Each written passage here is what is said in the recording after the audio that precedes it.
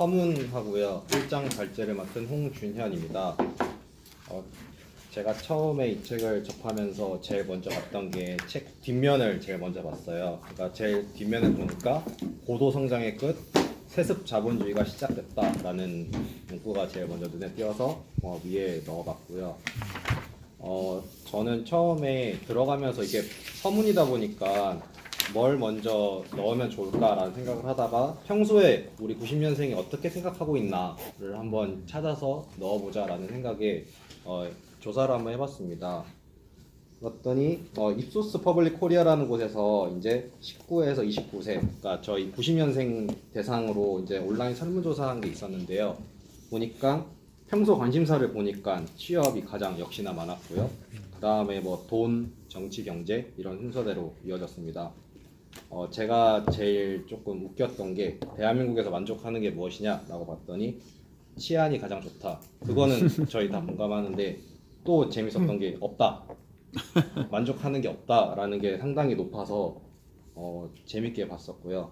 그다음에 불만이 게 뭐냐 대한민국에 보니까 사회적 불평등 1위였고요. 그다음에 2위가 물가 집값, 그리고 또 웃겼던 게 너무 많다.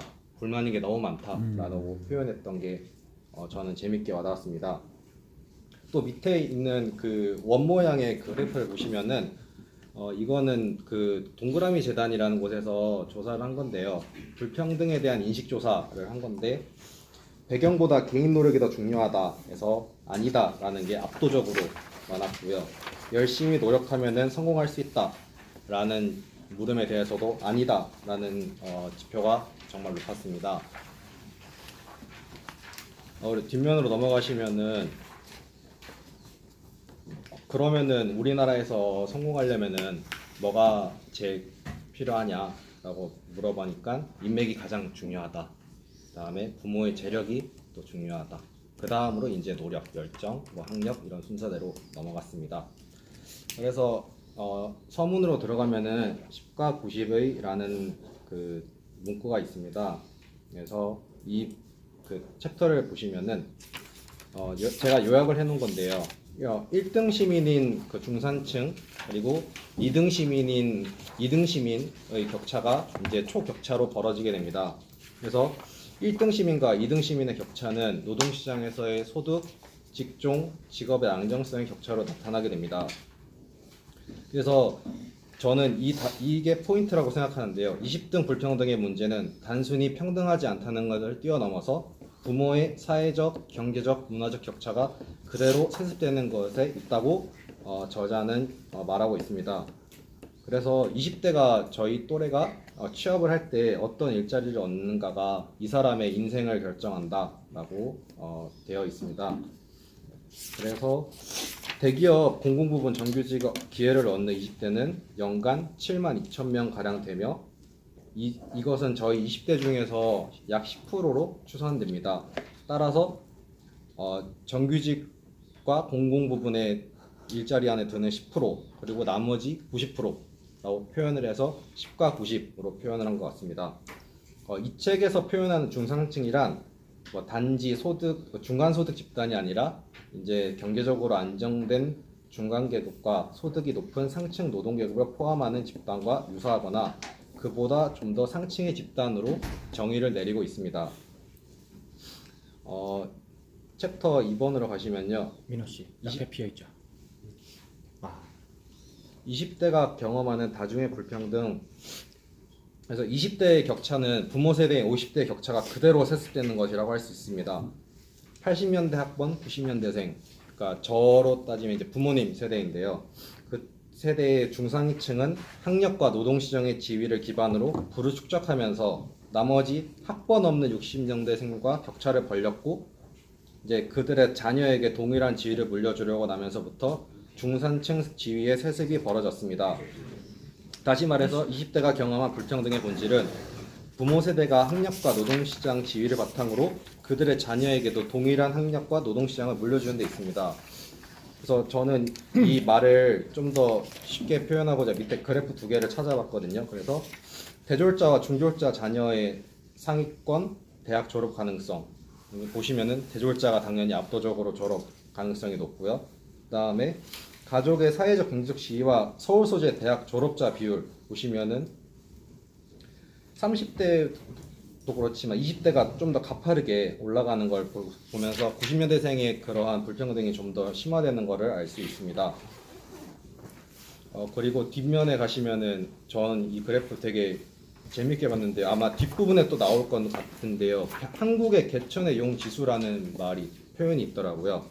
그래서 밑에 이 그래프에 대한 설명을 실어놨습니다. 그래서 밑줄 친 부분만 보면은 개천의 용 지수가 1에 가까울수록 개천에서 용 나올 확률이 낮아지며 0에 가까울수록 완전한 기회 평등에 근접한다는 의미입니다. 개천의 용 지수가 0.5라는 의미는 개천에서 태어난 인역자 10명 중 5명이 기회 불평등으로 인해 실패한다는 것으로 해석해 볼 수도 있습니다. 따라서 개천에서 이 그래프를 보시면 점점 올라가는 걸 보시다시피 개천에서 용나기가 그만큼 좀 더 어려졌다는 것을 표현한다고 합니다. 3번으로 가시면요. 2010년 이후 노동시장의 변화. 2010년으로 기점으로 해서 대기업 정규직으로 대표되는 고소득과 안정된 지위가 보장된 일자리가 IT 기술의 확장 때문에 일자리가 줄어들게 됩니다. 그래서 서울 4년제 대학에 진학하는 여성 비율도 증가하게 되고요. 노동시장에 그 때문에 이제 노동시장에 대해서 남성 우위가 사라지면서 중상층 남성이 경쟁 상황에 더 내몰리게 됩니다. 중산층 20대는 삶이 안정되어 있고 노력함이 인정받을 수 있는 사회이고 능력의 격차를 인정해야 한다고 생각하지만 중하층의 20대는 삶은 불안정하고 사회의 능력에 따른 격차를 보완할 수 있는 방향으로 바뀌어야 한다고 생각하며 주장하고 있습니다. 그래서 20대 남성은 사회적 경제 지위가 하층일수록 여성은 사회 경제적 지위가 상층일수록 사회 구조에 불만을 갖습니다. 밑에 그래프는 제가 또 재미로 찾아본 건데요. 이거는 작년에 19세에서 59세 성인 남녀 1000명 대상으로 조사해 본 건데요. 한국 사회에서 성공 및 계층 이동 가능성을 평가해 보니까 가장 높은 게 역시나 한국 사회는 부가 대물림되고 있다라고 응답한 지수가 가장 많았고요. 그리고 두 번째로 많았던 게 부모를 잘 만나야 성공한다 라는 지수가 가장 높았습니다. 그러면은 왜 불평등하냐, 부의 불평등의 원인이 뭐냐라고 물어봤더니 응답 결과가 이제 부동산 보유, 그다음에 비보유자 사이의 근로소득 차이가 가장 크다. 그리고 대기업과 중소기업의 임금 격차 때문이 가장 우리 불평등의 원인이다라고 제시했습니다. 1장 들어가도록 하겠습니다. 한번 외부자는 영원한 외부자. 그래서 여기서는 이제 인싸랑 아싸라는 표현을 쓰는데요. 내부자는 1차 노동시장, 그래서 소위 말하는 인싸, 높은 급여, 긴 근속연수, 연공서열제 강하고 노동조합의 보호를 받고, 그리고 외부자의 경우는 아싸로 분류되고요. 2차 노동시장, 낮은 급여, 그다음에 짧은 근속연수, 연공서열제 거의 없고 계약기간 만료에 따른 그런 불안함을 늘 가지고 살고 있습니다. 그래서 이러한 두 가지로 분류되어 있는 거를 이중 노동시장 또는 분절 노동시장이라고 저자는 명명하고 있습니다. 그래서 이렇게 인싸가 되기 위해서는 명문대가 노동시장에 진입할 때 중요한 영향력을 행사하고 있습니다. 그래서 2번 보시면은 첫 일자리로 신분이 결정된다고 하는데요. 1차 노동시장에 속한 인싸 노동자는 전체 22.4%, 그리고 인싸 취업자, 그러니까 취업자란 자영업이랑 무급 가족 종사자, 노동자 다 포함해서 취업자는 전체 16.5%, 이는 전체 5분의 1에 해당하는 수치입니다. 그러니까 전체 5분의 1만이 인싸가 되어 있다는 것이죠. 그래서 대졸 취업자의 재벌 소속 대기업 정규직 월 305만 원과 중소기업 비정규직 월 308만 원의 임금 격차는 무려 2.2배에 달하고 있습니다. 그래서 초봉에서부터 벌어지기 시작한 이 격차는 시간이 갈수록 점점 더 벌어지게 됩니다. 근속연수가 1년 늘 때 급여는 대기업 같은 경우는 3.2%가 증가하는데요. 중소기업은 2.8%가 증가하는데 그칩니다. 그래서 이를 10년으로 환산해 보면은 10년이 되면은 초임 대비 대기업은 37%가 증가하게 되는데 중소기업은 31.8%에 오른 급여를 수령하게 됩니다. 또 다른 문제점은 이제 중소기업 같은 경우는 기업당 재직 연수가 짧다는 것인데요. 책 30쪽에 있는 자료를 참고하셔도 좋을 것 같습니다. 재직 연수가 짧기 때문에 사실상 이제 20대 같은 경우는 첫 일자리로 중소기업보다는 대기업을 선호하게 되고 이에 따른 이제 신분이 결정이 되고 있는 게 현실입니다. 그래서 백유식 노동연구위원장님께서 하신 말이 일자리의 양이 결코 적은 게 아니라 번듯하고 괜찮은 일자리, 여기서 번듯하고 괜찮은 일자리란 소위 말해서 그 월급 300만 원 이상의 인사로 들어가는 그런 창출이 적다라고 표현하고 있습니다. 그래서 이렇게 인사로 들어가기 위해서는 가장 중요한 게 명문대 진학인데 명문대 졸업자랑 나머지 대학 간 졸업자 간의 임금 격차가 크게 벌어지고 있습니다. 졸업자 급여 평균 밑에 정리해 놓은 거 보시고요. 뒤로 넘어가서 근데 제가 재밌었던 게 명문대 내에서도 이제 임금 격차가 서로 발생하고 있습니다. 그래서 명문대 졸업자의 그 초임 월급이 대기업 취업자의 평균 초임 월급과 거의 비슷한 수준을 형성하고 있었습니다. 그러니까 결국에는 명문대 졸업자가 대부분 다 대기업으로 간다는 것을 저희가 추론할 수 있었습니다. 따라서 이러한 대학 서열 간의 임금 격차는 곧 일자리 간의 격차를 의미하게 됩니다. 밑에 있는 표도 제가 한번 찾아본 건데요. 밑에 설명을 제가 찾아서 달아놨습니다.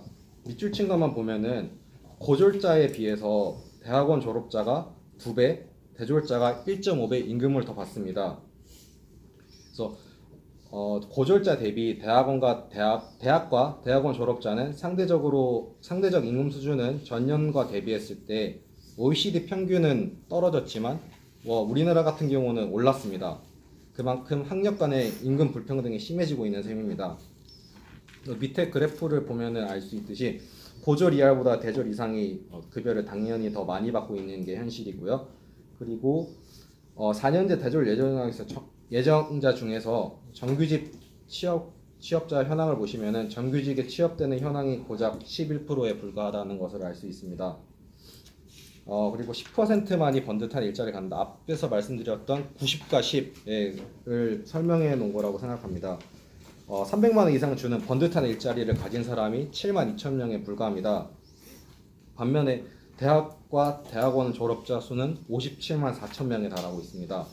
그러니까 57만 명 중에서 고작 7만 명, 즉 12.5%만이 1차 노동 시장에 진입한다고 볼 수 있습니다.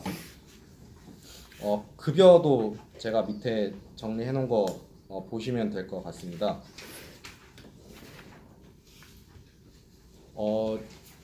그래서 월 급여 300만 원 이상 번듯한 일자리로 취직하는 그 전공별로 또 분석을 해보면은 전체 3분의 2가 7만 명 중에서 4만 8천 명이 이과생이고요.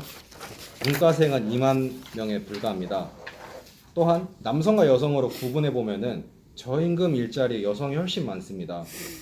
고임금 일자리에서 이제 남성 비율이 높은 이유는 1차 노동시장에서 이공계 전공의 그 수요가 대부분 남성이기 때문이라고 저자는 적어놨습니다. 제가 밑에 또 따로 자료를 하나 찾아봤는데요. 그 남녀 그 임금 차이가 왜 벌어졌나라고 조사한 게 있더라고요. 그래서 이 조사에 따르면은 20대 대학 졸업 후 사회 노동시장 진입 단계부터 남녀 소득의 격차가 발생한다고 합니다. 뭐 스펙을 다 고려해보고 군대 제대 그 기간까지 다 고려해봐도 남성이 훨씬 더 여성보다 고임금을 받고 있다고 하더라고요. 그래서 1차 노동시장 진입 인원 7만 명 중에서 69.7%는 명문대 또는 상위권 대학의 입학생이 차지하게 됩니다. 김창환 교수님이 하신 거에는 이과 문과는 구분이 안 된 거 아닌가요? 이 자료를 보면은 좀 구분이 문과 이과도 구분이 같은 걸로 균등화 시켜준 건가요? 제가 알기로는 그렇게 하는 걸로 알고 있어요. 오케이. 예. 다 실지를 못해가지고요. 오케이. 예. 네네. 그래서 어느 때보다 극심한 경쟁을 90년대생이 경험하고 있습니다. 2007년 대졸 미취업자가 20만 명을 넘어섰습니다. 전체 고졸의 5분의 1이 미취업 상태에 놓여 있습니다. 이는 일반계 고등학교 졸업자의 급증과 전문계 또는 특성화고의 몰락의 원인이 있습니다. 일반계 고교 진학 증가는 고교 졸업 학력으로 취업 가능한 일자리가 줄어들면서 나타난 결과입니다. 그러니까 특성화고 출신이 좋은 일자리를 얻을 확률이 5%에 불과합니다. 밑에 KBS 보도에 따르면은 이거 올해 이번 1월 초에 보도인데요. 특성화고등학교에서 공무원 준비반을 운영하고 있다고 합니다. 그래서 7년 연속 공무원을 배출하고 있는데 왜 학생들이 취업 대신에 진학, 공무원 이쪽을 선택하는지 그 강원도 교육청 그 김동승 장학사에 따르면은 아직까지 기업체에서 학생들을 바라보는 시선이 저임금을 주고도 써먹을 수 있는 인력이다 라는 인식이 아직까지는 여전히 남아있기 때문에 학생들이 시선을 다른 곳으로 돌린다고 합니다. 그리고 2010년 이후로는 이제 대학과 대학원의 졸업자 수도 증가하게 됩니다. 2006년이 그 정점인데요. 58만 명에 달하고 있습니다. 반면에 연단위 취업자 수는 글로벌 금융위기 이후에 줄어들어서 32만 명에서 35만 명 수준을 유지하고 있습니다. 그러니까 일자리 공급이 그만큼 감소하게 된 것입니다. 그래서 오늘날 20대가 느끼는 취업난은 IMF 외환위기나 글로벌 금융위기 직후 겪었던 수준이라고 저자는 적어놨습니다. 네, 감사합니다. 이 중에서